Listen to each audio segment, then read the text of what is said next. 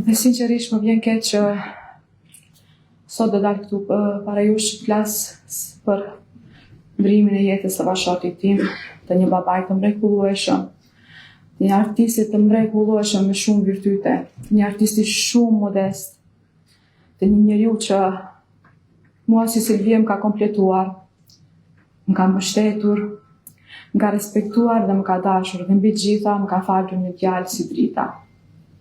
Roeli është vetëm 3 vjet e gjys.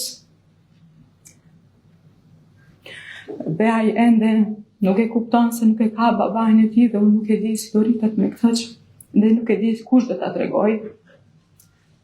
Por e di se ai është shumë krenar për baban e tij, e ka dashur shumë Shpati.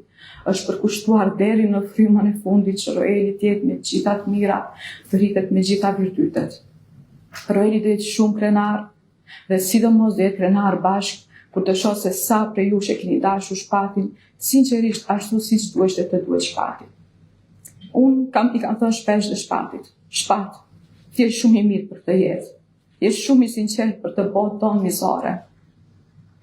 Dhe sinqerisht sot ju falenderoj shumë që ju lodhët të na jep një forcë, të na jep një përkrahje. Shpati të pret në paqe dhe do ta harrojmë kur. Përsëri ju faleminderit shumë.